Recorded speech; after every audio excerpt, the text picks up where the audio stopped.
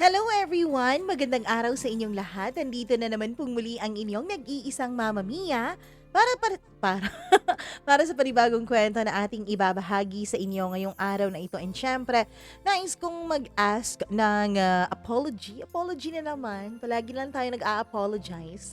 Oo, sa inyo dahil medyo natagalan tayo ng pag-upload today. Kasi medyo may pagka-busy ang inyong Mama Mia. Tapos yung katawan ko ay nananakit pa.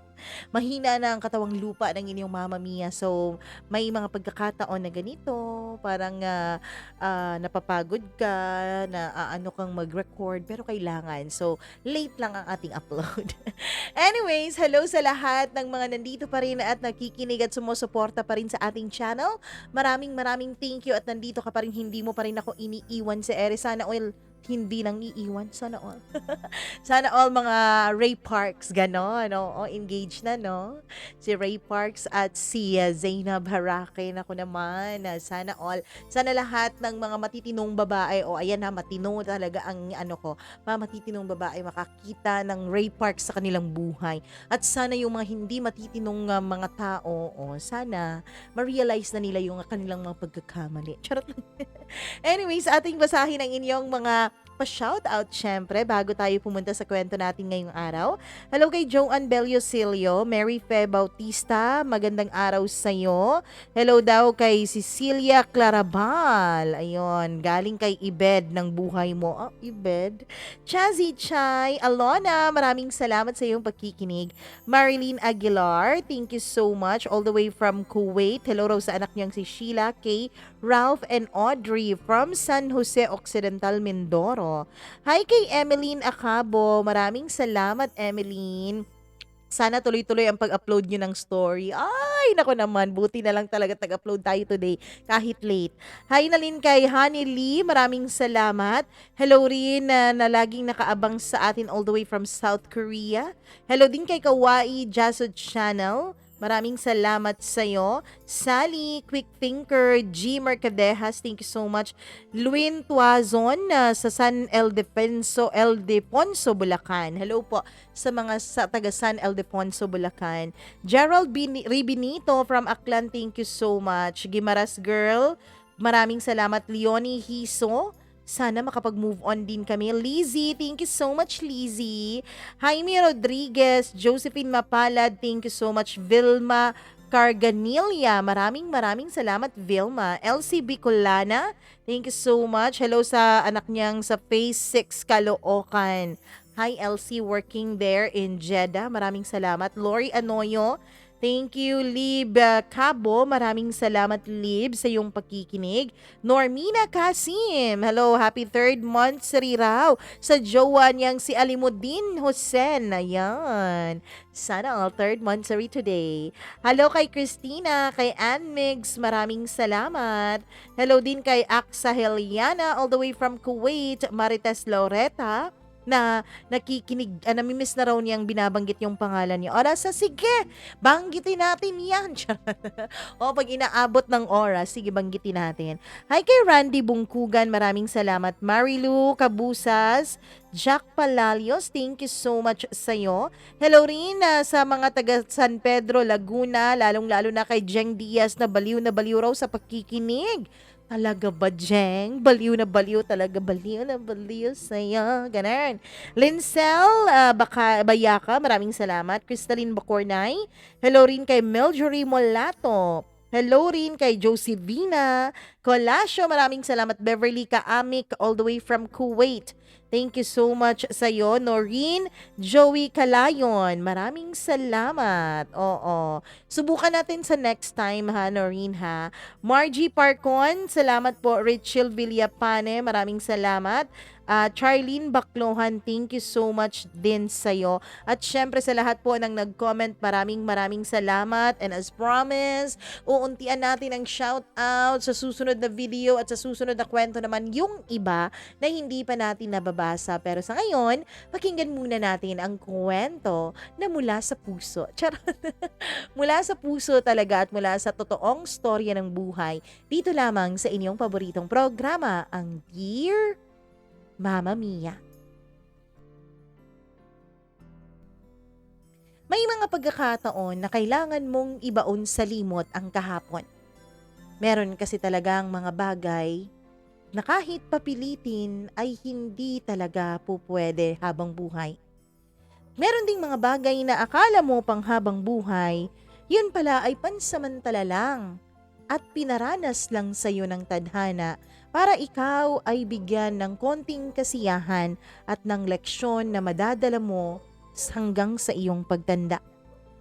Pero paano mo nga ba kakalimutan ng isang bagay na nagbigay sa iyo ng labis-labis na saya pero nagparanas rin ng labis-labis na sakit? Dear Mama Mia, magandang araw po sa inyong lahat. Ang kwento kong ito ay kwento kung paano po ako sumuko at kung paano po ako hindi na nakaranas pa ng kasiyahan. Paano po ako namulat mula sa aking pagkakadapa. At paano rin po ako nag-fail sa isang bagay na halos lahat siguro tayo ay gustong magtagumpay. Hello po sa lahat ng mga tagapakinig nyo, Mama Mia, lalong-lalo na yung noon pa lang ay nakaabang na talaga sa yung programang katulad ko. Isa lang po akong ordinaryong babae. Isang ordinaryong babae na sumusulat sa inyo, Mama Mia.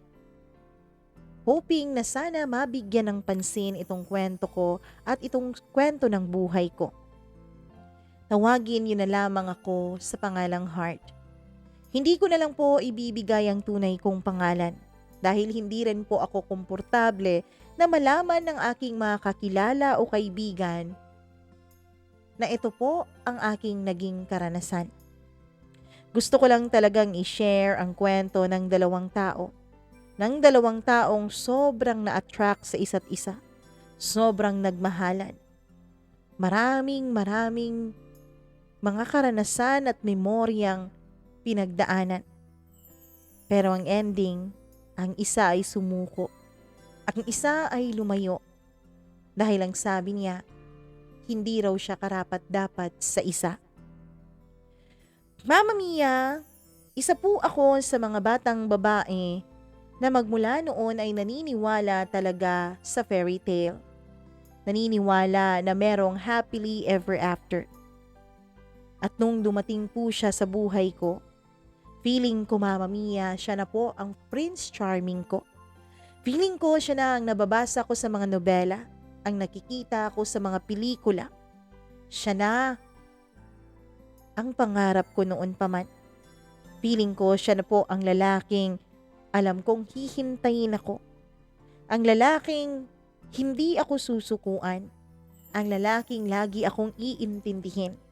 At ang lalaking lagi kong makakasama sa anumang unos na pwede kong pagdaanan.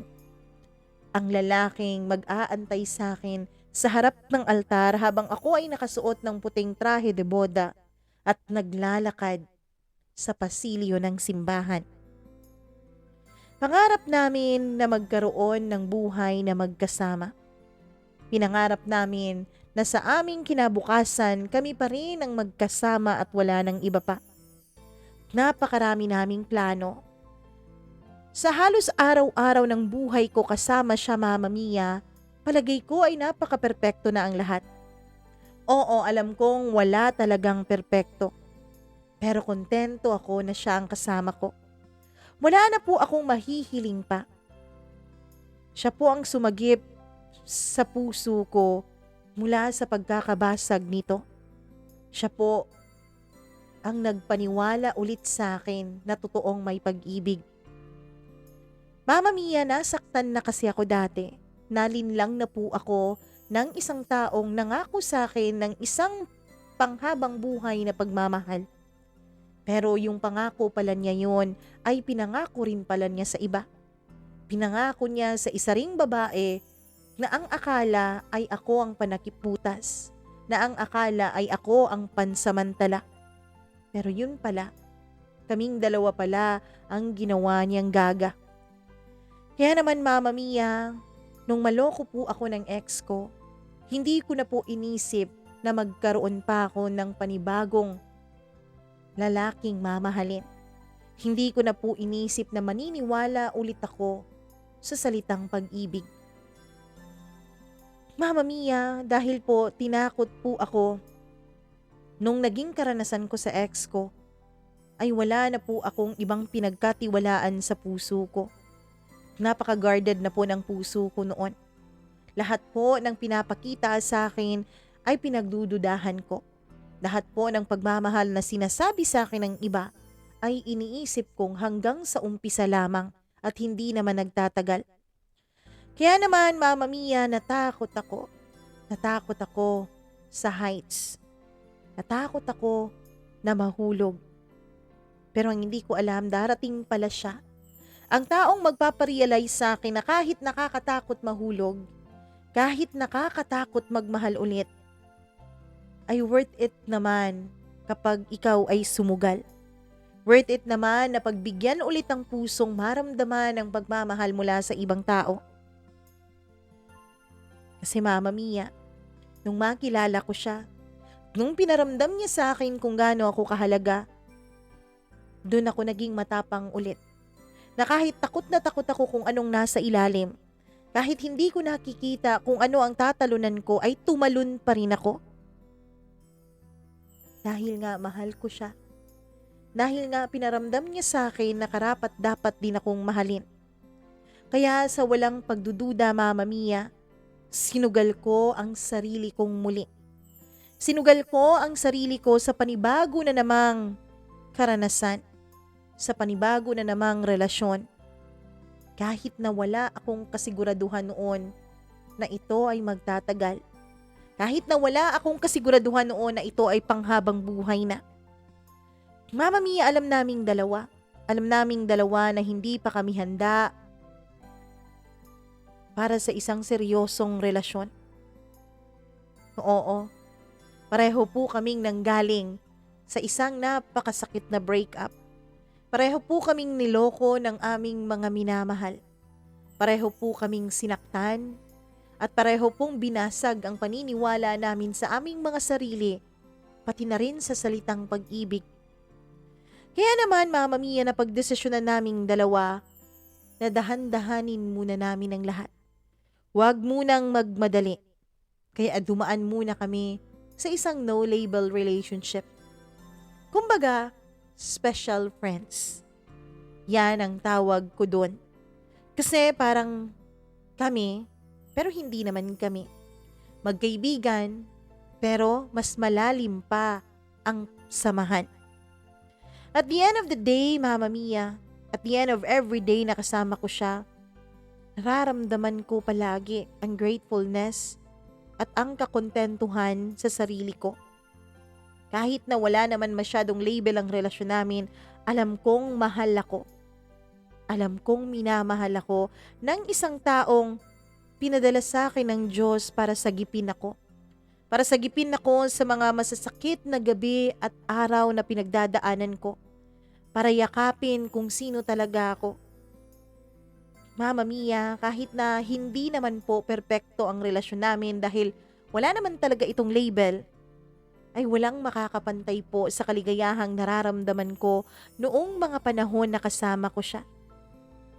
Effortless ang pagpapatawa at pagpapangiti niya sa akin. Makita ko lamang siya ay nakangiti na ako. Masilayan ko lamang ang kanyang ngiti ay kinikilig na ako. Kahit isang simpleng hi na text message mula sa kanya, kahit isang chat ng emoji, kahit na isang miss ko lang, Mama Mia, ay dinuduyan na agad ang diwa ko sa alapaap. Tandang-tanda ko pa kung paano kami nagsimula. Tandang-tanda ko pa kung paano namin sinimulan ng lahat. Valentine's Day yun noon, Mama Mia. May celebration ng Valentine's Day sa school namin.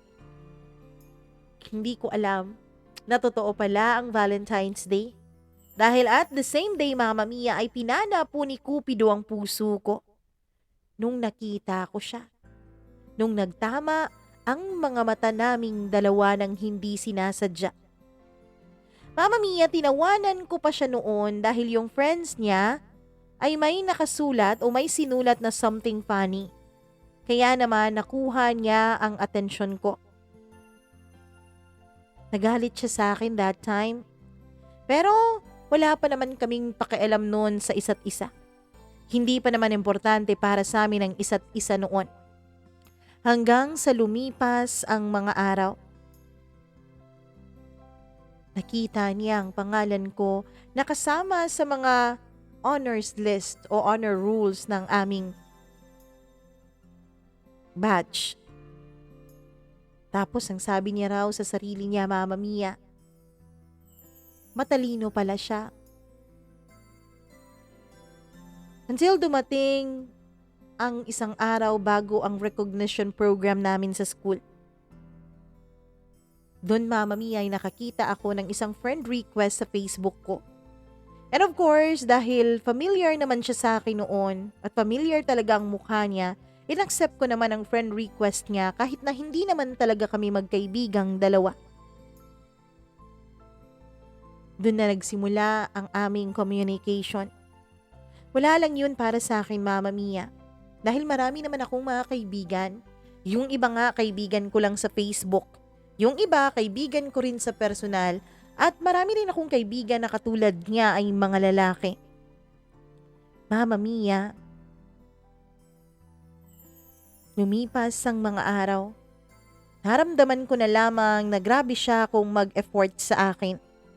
Grabe siya kung mag-effort para lang makausap niya ako. Through text or through chat. Hanggang sa pareho naming na-discover, Mama Mia, na pareho pala naming gusto si Ed Sheeran.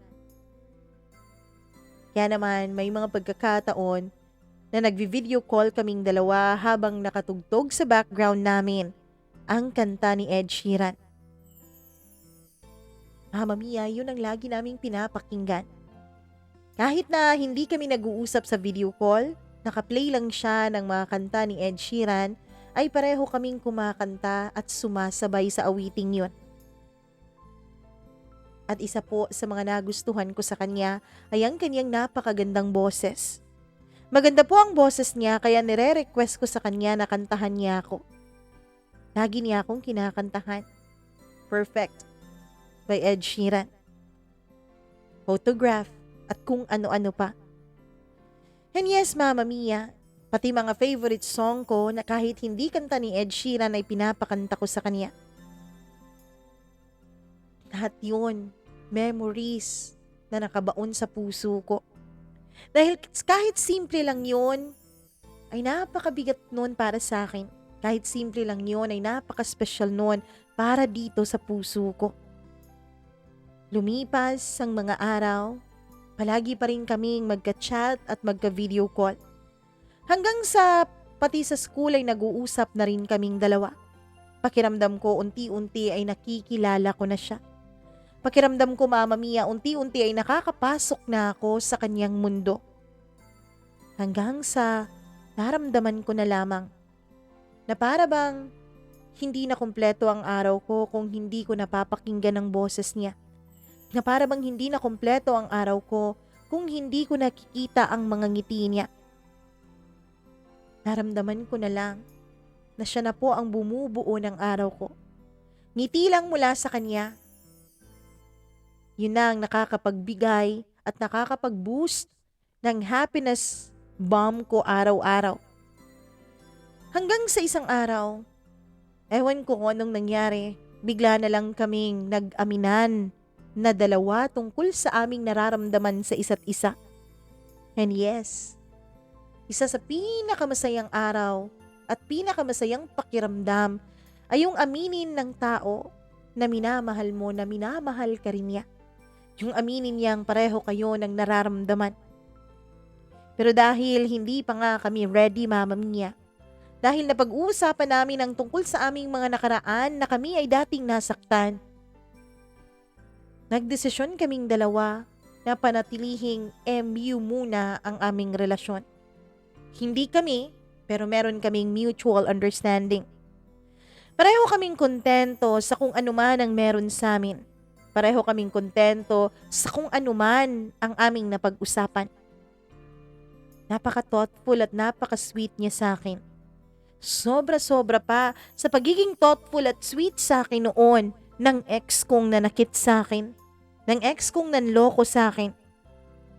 And for the first time in my life, Mama Mia, para bang naramdaman kong totoo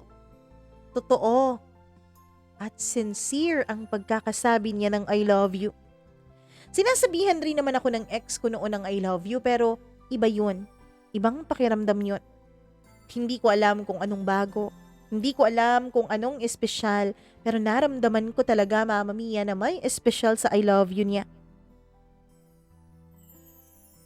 At Mama Mia, nag-I love you too din ako sa kanya. Ang sabi ko pa nga noon, napakaswerte ko naman dahil yung lalaking mahal ko ay mahal din ako. Yun din ang sinabi niya sa akin.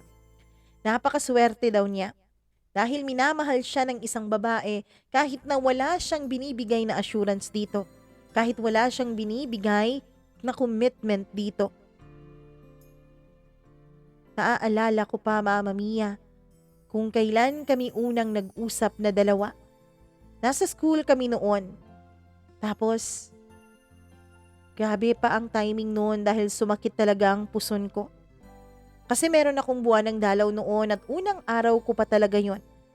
At nandun siya. Nilapitan niya ako dahil hindi raw maipinta ang mukha ko. Nandun siya at inalalayan niya ako. Kino-comfort niya ang sakit na nararamdaman ko. Hanggang sa nag-usap kami ng mga malalalim na usapan. Hindi halata na pareho pa kaming nag-aaral noon dahil pareho kaming mature sa mga edad namin. Kung ano-ano na ang napag-uusapan namin, Mama Mia. Pati na mga future plans. Pati na kahit yung mga retirement plans ay pinag-usapan na rin namin. Ang saya-saya ko nung araw na yun. Feeling ko, kahit ganun lang ang araw-araw ko, ay wala na akong mahihiling pa. Kahit na katabi ko lang siya at kausap. Kahit na hindi nga naglapat ang mga balat namin sa isa't isa ay masaya pa rin ako.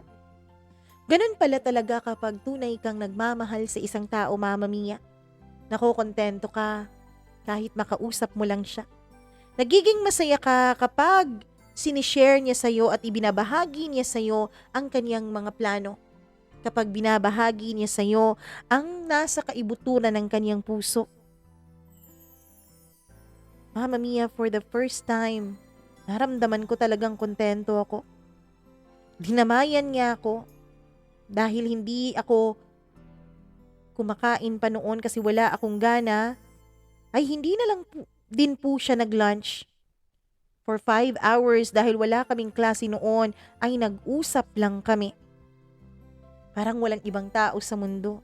Kahit na ang dami-daming estudyante na dumadaan paraot parito sa aming harapan, ay parang wala kaming naririnig. Parang wala kaming nakikita. Kahit na ang ingay-ingay ng paligid, ay hindi po malalakas ang boses naming dalawa. Para kaming nagkakarinigan dahil parang walang ibang boses na nag-i-exist. Parang walang ibang ingay na pumapasok sa aming mga tenga kundi ang boses lamang ng isa't isa. Pagkatapos noon, Mama Mia, ay naglakad-lakad kaming dalawa. Naglakad-lakad kami palibot ng campus. At doon na nag-umpisa ang pagiging magkaibigan naming dalawa.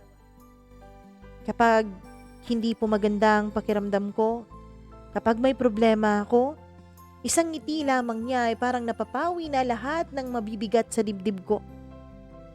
Kapag may problema siya, ako lagi ang una niyang sinasabihan. Ako lagi ang gusto niyang karamay. Kapag nagsasalita siya, Mama Mia, hindi ko mapigilang titigan ang kaniyang mukha. Ang cute-cute niya. Kapag napatitig ako sa kanya at kapag nararamdaman kong titingin na siya sa akin, ay ibabaling ko sa iba ang aking paningin dahil nahihiya pa rin ako nung mga panahon na yon. Pasulyap-sulyap lang po ako sa kanyang ngiti, sa kanyang mga mata. Kapag naman nagsasalita siya at hindi nakatingin sa akin at tumatawa, Hindi ko alam pero parang minemomorya ko ang korba ng kanyang mga labi. Ang ganda ng kanyang mga ngipin. Pagkatapos yung kanyang mga malalalim na mga mata. Yung medyo chubby niyang cheeks. Nakaka-inlove siyang tignan. Lalo na kapag gumingiti siya. Kapag may sinasabi siya at tinititigan niyang mga mata ko, ay halos matutunaw ako. Nililingon ko talaga sa iba ang aking paningin pero pinipilit niyang hulihin ang aking mga mata.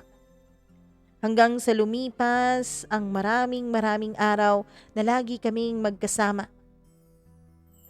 Lumipas ang mga buwan na parang kami na lang ang tao sa mundo.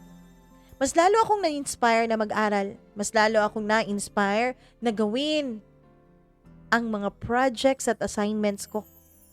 Siya po ang nag-e-inspire sa akin, Mama Mia, para mangarap ng matayog. Para isipin na marami pang magagandang mangyayari sa buhay namin kapag nakapagtapos kami ng pag-aaral. Yun ang healthy kind of relationship. Ni hindi nga naramdaman ng mga magulang ko na may karelasyon ako kasi nga napakagaganda ng grades ko. Hindi katulad nung sa first love ko, Mama Mia, na halos bumagsak na ako noon kasi nga wala akong ibang iniisip kundi siya lang. Wala akong ibang gustong gawin kundi ang paligayahin lamang siya kahit na nasasakripisyo na ang ibang bagay sa buhay ko. Maling pagmamahal pala yun. Maling pagmamahal at maling relasyon. Pero dito sa kanya, kakaiba. Siya nga pala, Mama Mia. Hindi ko pa siya napapakilala sa inyo, hindi ba? Itago na lang natin siya sa pangalang Ken. Mama Mia, yung tandem naming dalawa ay para talaga kaming mag-boyfriend at girlfriend. We share rides. Hinahatid niya ako sa bahay. Inaantay niya ako sa labas ng school kapag alam niyang mahuhuli ako ng labas dahil hindi pa tapos ang klase namin. Kapag nasa library ako ay pinupuntahan niya ako. Kapag nagla-lunch time na ay sinasamahan niya ako at sabay kaming mag-lunch dalawa. Pagkatapos, Mama Mia, siya pa ang laging nalilibre sa akin. Siya pa ang laging nagsasakripisyo para lang mapasaya ako. Para lang mabigyan ako ng magandang regalo kahit na wala namang kami. Mama Mia, kung tutuusin, label na lang talaga ang kulang sa amin. Lahat ng mga tao, mga kaibigan namin kapag nagtatanong, kung ano raw ba kaming dalawa ni Ken, lagi kong sinasabi na special friends. Lagi nila akong kinakantsawan dahil napaka-showbiz raw ng sagot ko. Hindi naman daw totoong may special friends. Bakit daw itinatago pa namin ang aming relasyon? Dahil ba raw nasa iisang campus lang ang mga exes namin? Pero hindi naman namin yun iniisip. Ang sa amin noon, Mama Mia, ay ayaw naming pumasok sa isang seryosong relasyon pagkatapos ay hindi rin pala namin mapapanindigan. Alam kasi namin, Mama Mia, na iba ang commitment na kailangan kapag may relasyon na kayong dalawa. Iba ang klase ng connection. Kaya mas ine-enjoy na muna namin ang moment namin na magkasama kahit na wala pa talagang label kung ano ba talaga kami. Mama Mia, hanggang sa unti-unti, kahit na hindi man namin sadyain, ay meron talaga kaming mga bagay na nalalaman sa isa't isa. Yun talaga ang kabuuan kapag nakikilala niyo na ang isang tao. Hanggang sa unti-unti rin, Mama Mia, ay may nauungkat ako tungkol sa kanyang nakaraan. May nalalaman ako. May nakikita ako. Hanggang sa kwento niya sa akin ng buo ang kanyang first crush, na siya rin ang kanyang first love. Mama Mia, ang totoo niyan, ewan ko ba, siguro childish, immature, kung sasabihin, pero parang nagsiselos ako sa first love niya. Parang may naramdaman akong inggit. Kasi ang gusto ko, Mama Mia, ako sana ang first love niya. Kasi ang sabi ng karamihan, first love never dies, hindi ba? Ang sabi ng karamihan, kung sino yung unang minahal mo, At ang unang taong dahilan kung bakit ka nasaktan, kailanman ay hindi mo siya maibabaon sa limot. Kailanman ay hindi mo magagawang tanggalin siya ng tuluyan sa puso mo. Kahit na hindi ko sadyain, ay nararamdaman ko talaga ang pagsiselo sa first love niya. Kahit na hindi ko sadyain, ay nararamdaman kong sana ako na lang.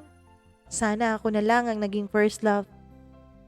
Pero nung naramdaman niya ang insecurity kong yun, Mama Mia, ay lagi naman niyang pinaparamdam sa akin na tapos na yun. Tapos na at hindi na niya babalikan. Tapos na dahil tapos na rin siyang nasaktan. Mama Mia, binibigyan niya ako ng assurance at security dahil lagi niyang sinasabi sa akin na wala na yun. Tapos na ang first love niya at wala na raw siyang pakialam dito. Naniwala ako, Mama Mia. Kahit na may bahagi sa puso ko, ang nagdududa pa rin ay binaon yun ng limot. Kasi mas nangibabaw sa akin ang paniniwala kung nagsasabi siya sa akin ng totoo. Nangibabaw sa akin ang paniniwala kung mahal na mahal niya ako gaya ng pagmamahal ko sa kanya. Naniwala ako sa lahat ng sinabi niya. Though sometimes, Mama Mia, may mga pagkakataon talaga na bigla-bigla na lang niyang nami-mention ang pangalan ng first love niya. Bigla-bigla na lang niyang nami-mention kung ano ang mga ginagawa nila dati, kung anong mga activities. Kahit na hindi naman ako nagtatanong.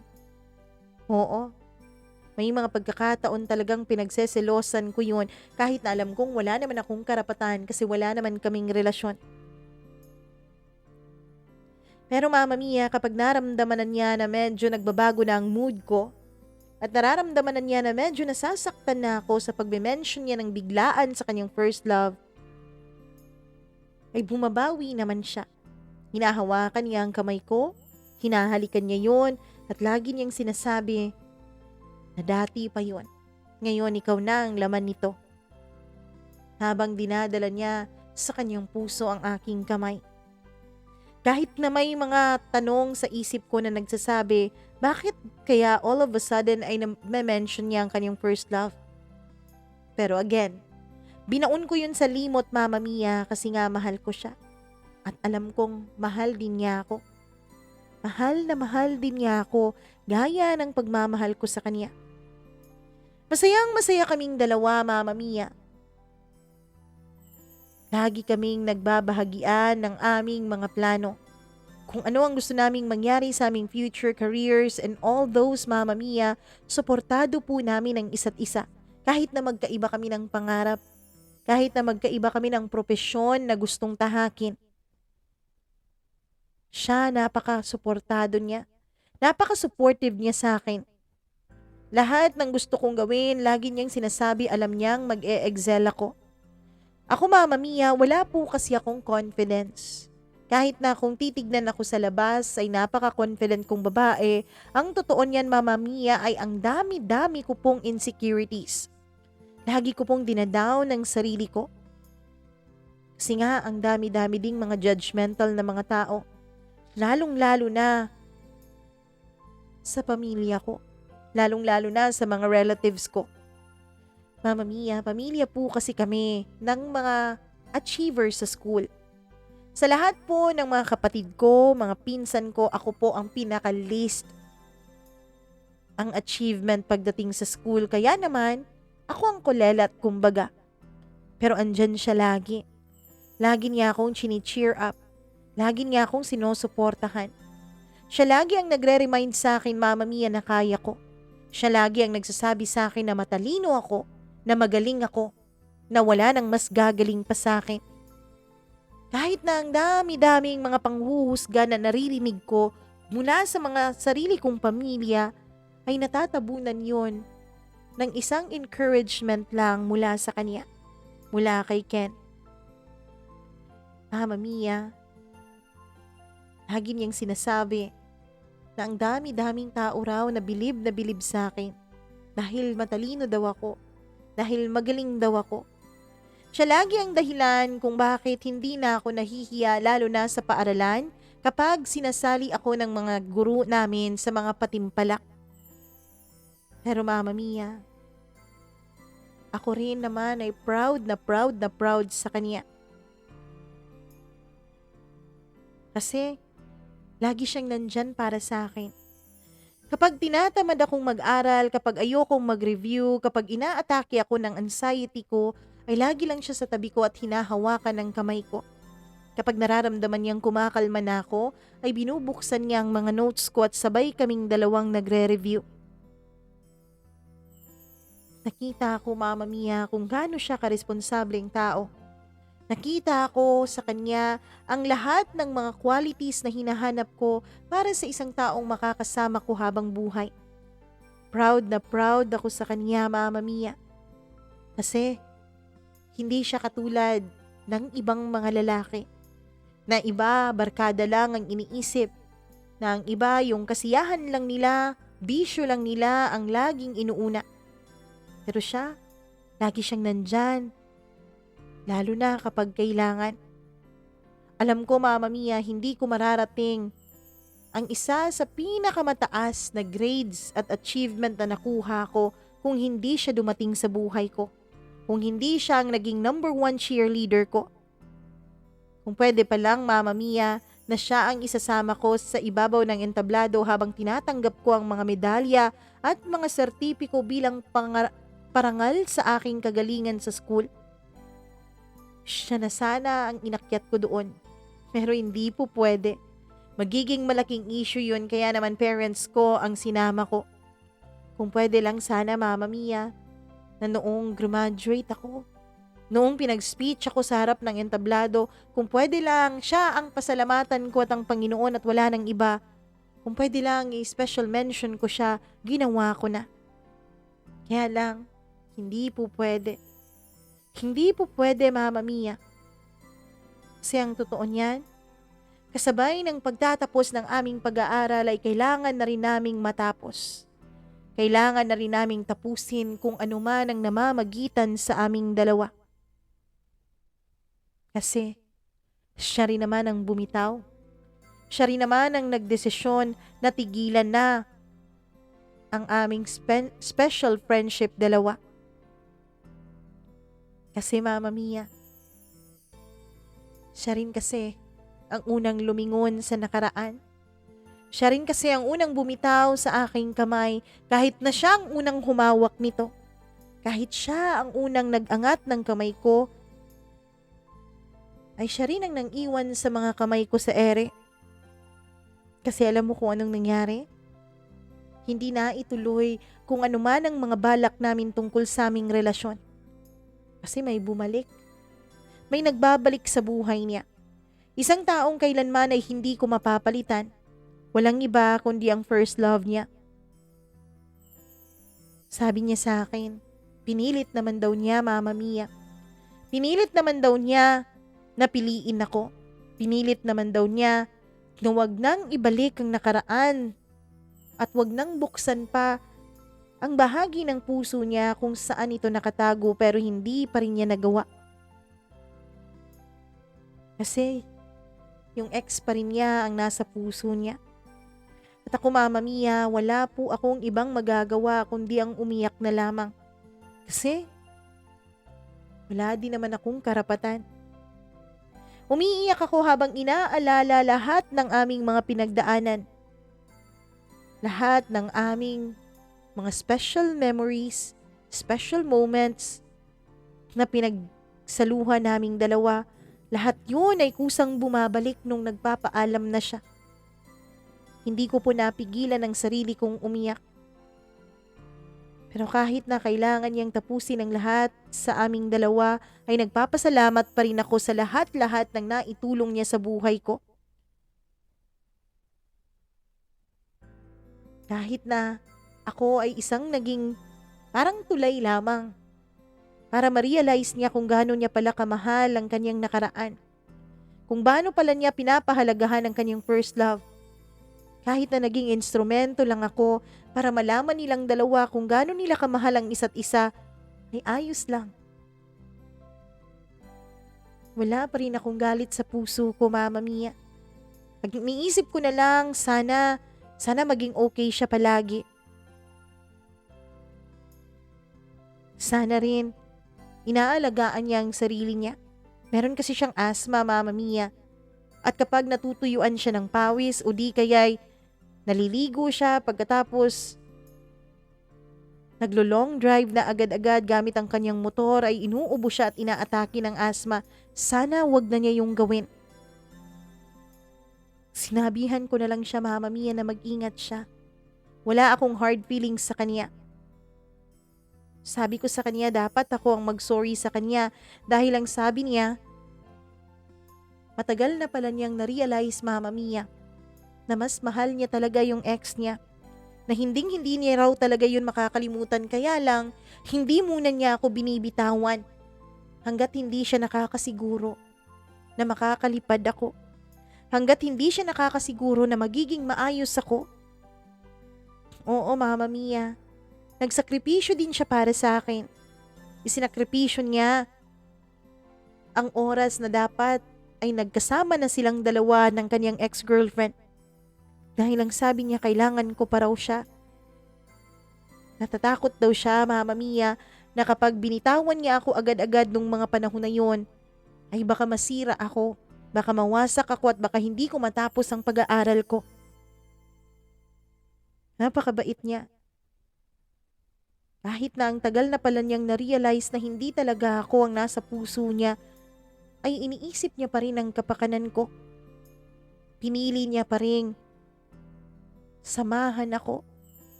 Mama Mia, nung nakikipagbalikan pala ang ex niya, ay sinabi niya dito na mag-antay lang dahil kailangan ko pa siya.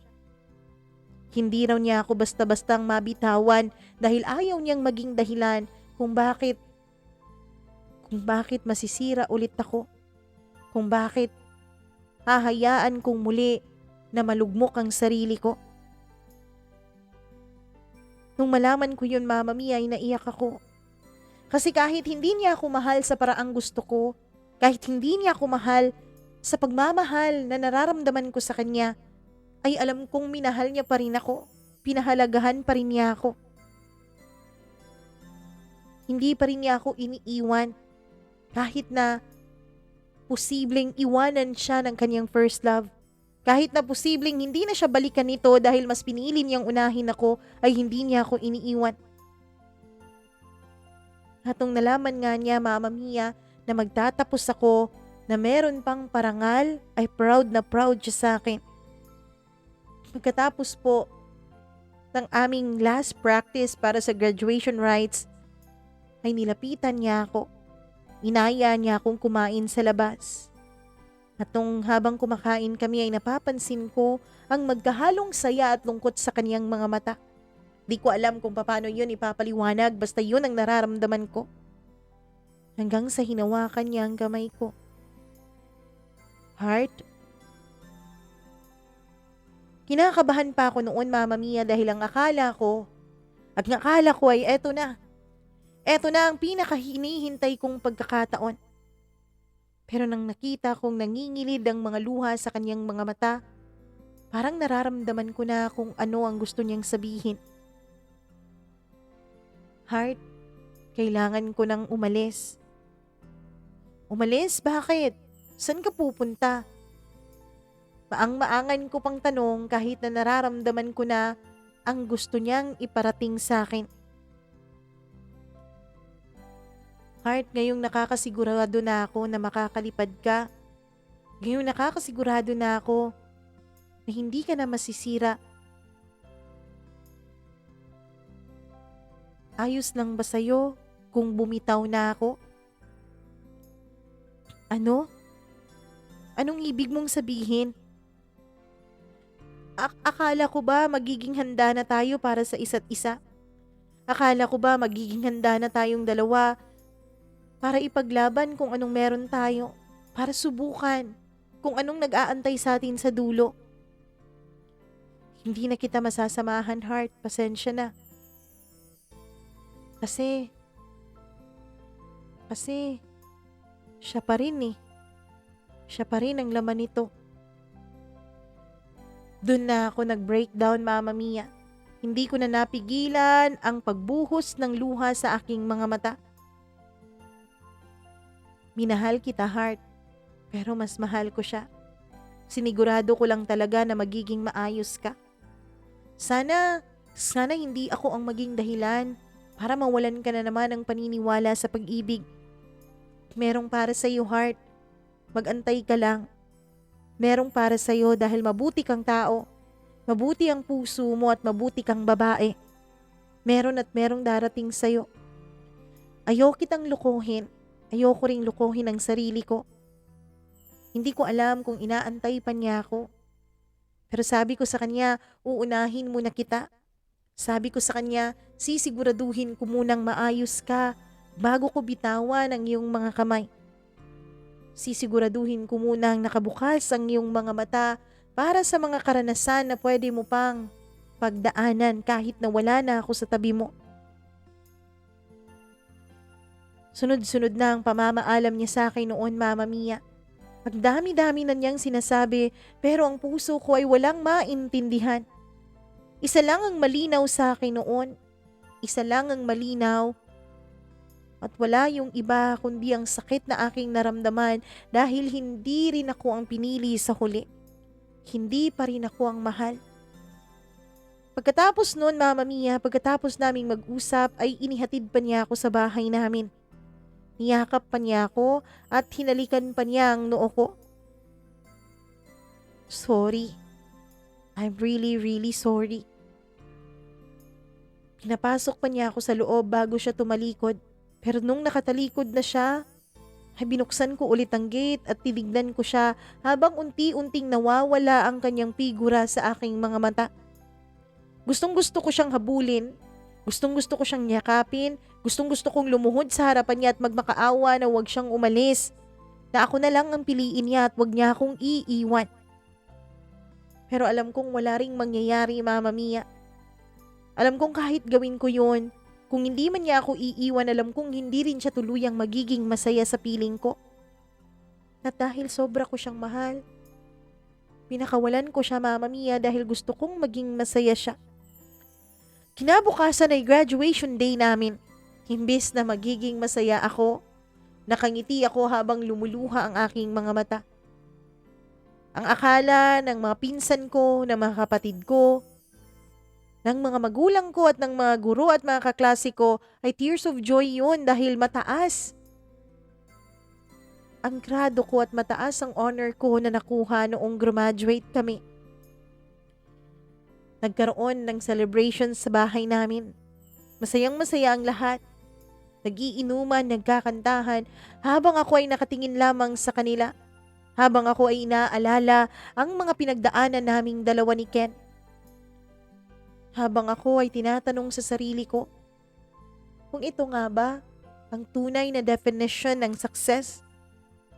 Kung pinahiram lang ba siya sa akin para makuha ko ang ganitong pagtanggap mula sa mga magulang, mga kapatid, at mga relatives ko?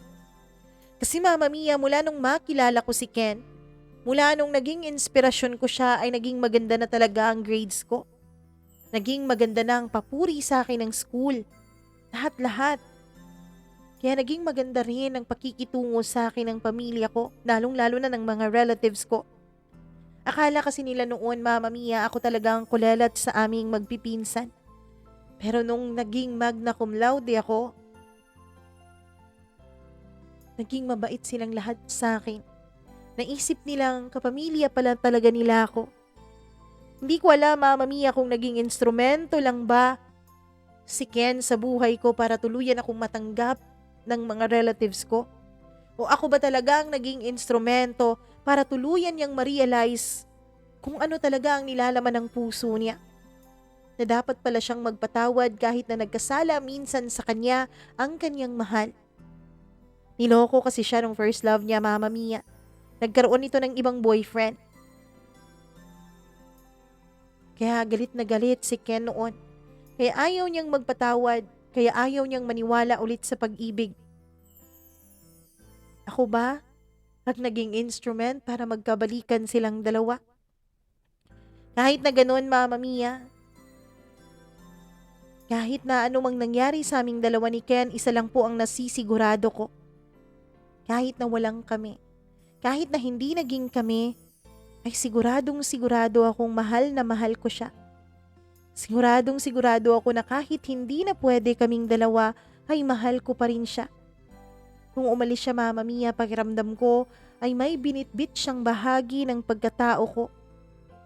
Bahagi ng pagkatao ko na kailanman ay wala ng ibang makakapagbalik pa. Mahal ko pa rin si Ken, Mama Mia. Mahal ko pa rin siya, pero hanggang sa panaginip na lamang at hanggang sa isang sulok na lamang ang pagmamahal na yun.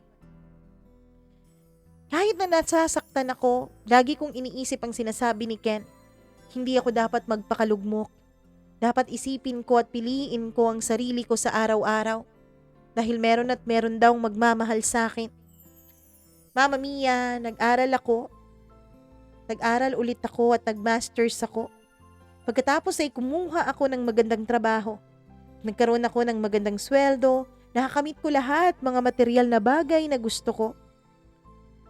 Pero isa lang po ang hindi nawawala, ang lungkot na nararamdaman ko sa puso ko.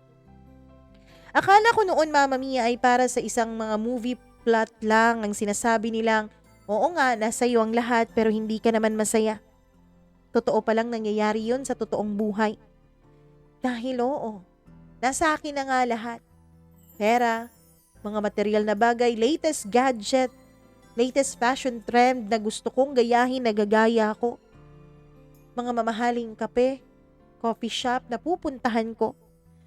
Mga mamahaling bansa, nalilibot ko.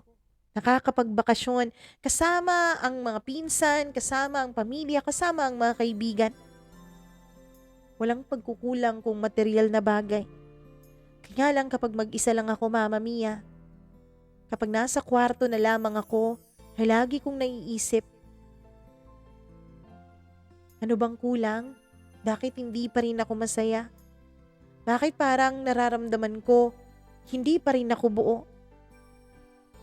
At nalaman ko ang sagot, Mama Mia, 3 taon matapos ang huli naming pagkikitang dalawa. Nagkita kami dahil sa kasal ng isang common friend namin na pareho kaming imbitado. Halos hindi ako makalakad nung nakita kong nakatingin siya sa akin. Papasok na ako noon ng simbahan para umattend ng seremonyas. Siya naman, Mama Mia, ay kasali sa groom entourage dahil best friend niya po yung ikinasal. Tinignan niya ako. Nginitian niya ako. Nilapitan niya ako pero ako, Mama Mia, ay animoy isang kahoy na doon tumubo at hindi na gumagalaw pa. Hi heart, kumusta ka na? Tanong niya sa akin. Ken, eto ayos lang naman. Nakangiti kong sagot na pilit itinatago ang nginig sa aking mga boses at labi. Heart, may ipapakilala nga pala ako sa'yo. Honey, halika. Tawag niya sa isang magandang babae. Mama Mia, lumapit sa amin yung babae. Heart, si Connie pala. Fiancé ko. Hi! Ikaw pala si Heart. Yung naging kaibigan nitong fiancé ko nung college. Ako nga pala si Connie. First love niya at ngayon fiancé na. Mama Mia, ewan ko. Ewan ko kung mapaplastikan kayo sa akin pero nakaramdam ako ng kakaibang peace nung sinabi niya sa akin na siya yung first love ni Ken. Na siya yung babaeng naging dahilan kung bakit iniwanan ako ng lalaking pinakamamahal ko. Nakaramdam ako ng peace, Mama Mia, knowing na hindi pala nasayang ang sakripisyo ni Ken sa kung ano man ang meron sa aming dalawa. Na hindi pala sayang ang naging luha ko. Ang naging sakit at lahat ng mga gabi na hindi ako makatulog sa kakaiyak, hindi pala yun sayang dahil nagkatuluyan din sila sa huli.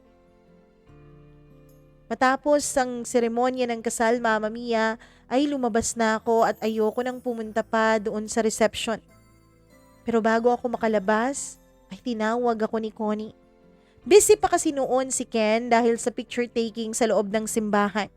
Ganun kasi talaga kapag kinakasal at maraming mga kung ano-anong mga videos at photos na kailangan ng entourage. Heart, tawag niya sa akin. Alis ka na? Oo eh, may gagawin pa ako. Sabado ngayon, wag mong sabihin may pasok ka. Wala naman, pero meron talaga akong aasikasuhin. Ganun ba? Heart, eto nga pala. May binigay siya sa akin, Mama Mia. Isang maliit na box. Hindi ko alam kung anong laman yun. Ano to? Tsaka mo na buksan kapag nasa bahay ka na. Heart, salamat ha. Salamat. Maraming salamat. Pagkatapos niyang sabihin sa akin yun ay bigla niya akong niyakap. Hindi ko maaramdaman, Mama Mia, na may galit ako sa babaeng ito. Kahit na alam kong ang babaeng ito ang naging dahilan kung bakit hindi kami nagkutuluyan ng lalaking mahal ko, ay wala akong galit na nararamdaman. Bagkus ay niyakap ko siya pabalik at nagpasalamat din ako sa kanya. Habang nagdadrive ako ay hawak-hawak ko yung maliit na box.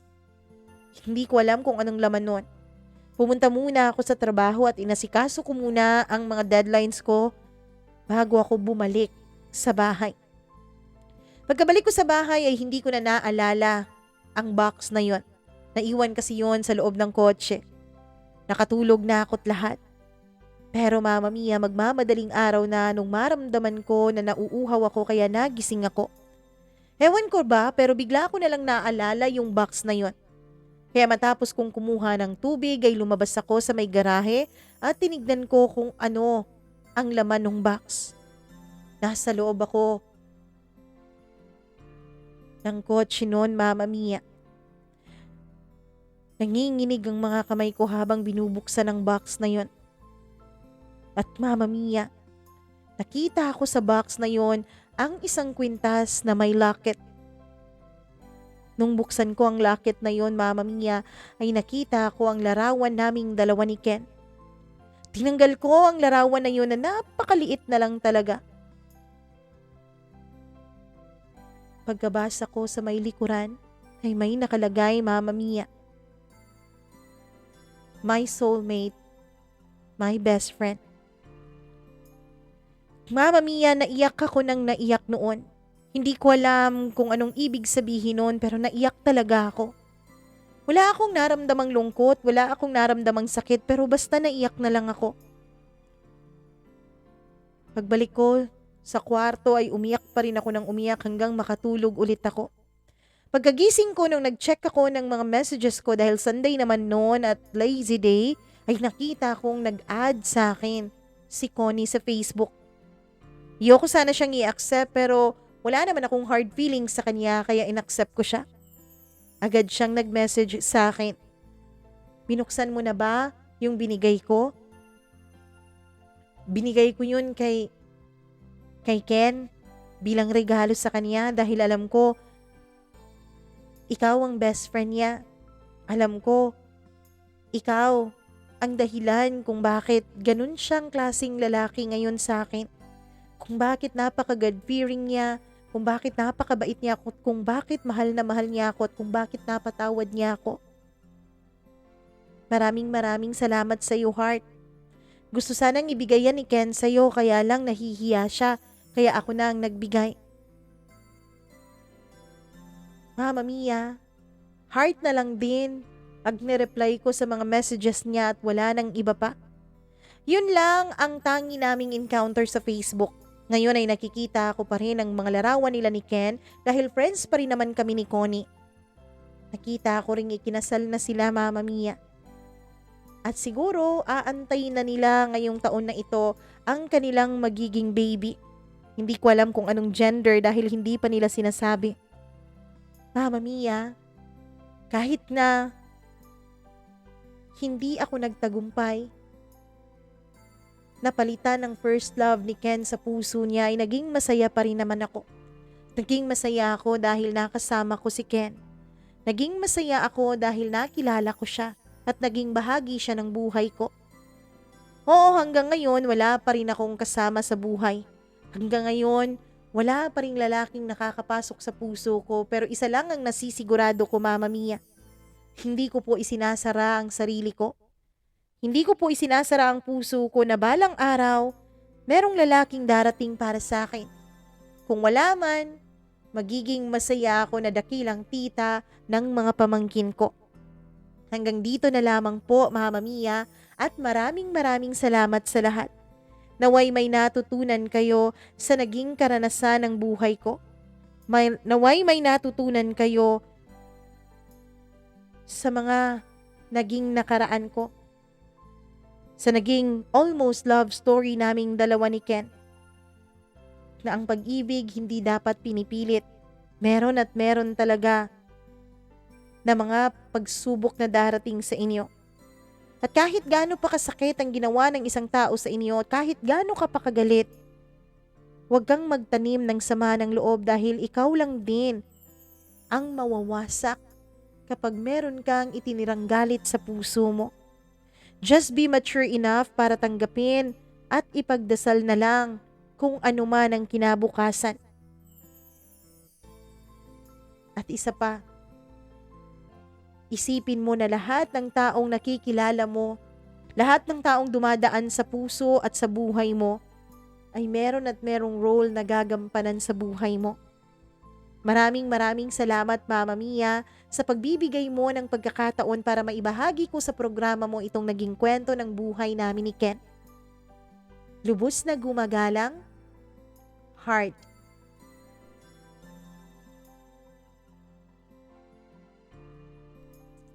Hello, Heart. Napaka-genuine naman ng puso mo dahil hindi ka nagtanim ng galit.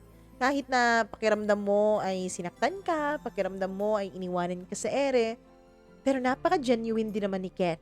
Isipin mo, iniisip pa rin niya yung iyong kapakanan, iniisip pa rin niya na hindi ka iiwanan sa ere dahil baka hindi ka makapagtapos ng pag-aaral, baka masira ka, baka dahil sa pagiging broken mo, hindi ka na magiging honor, 'di ba? Hindi ka na magiging magna cum laude.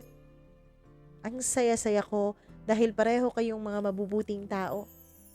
At natanggap niyo pareho na hindi kayo itinadhana para sa isa't isa. Hangad namin, Heart, na makilala at makita mo na ang lalaking inilaan sa iyo ng Diyos. Magdasal ka lang. Maraming salamat sa pagbabahagi mo ng iyong nakaka-inspire na storya dito sa ating programa. Kung ikaw na nakikinig ngayon sa kwento ni Heart, kung nagustuhan mo itong kwento niya, huwag kang mag-hesitate na mag-like at mag-share ng video na to para marami tayong ma-inspire na mga kasama at mga kakilala at mga kaibigan natin. At kung tapos mo nang i-share at i-like, don't forget na mag-subscribe at i-click ang notification bell para laging updated sa bawat video at kwento na ating i-upload. Huwag mo rin kakalimutan, tumatanggap po kami ng inyong mga sariling kwentong pinagdaanan. Ikwento nyo na lamang yan at i-email sa akin, mamamiacdo0317@gmail.com. Maraming salamat po sa inyong walang sawang pagsuporta. Ako po muli ang inyong Mama Mia. Magandang araw po sa inyong lahat.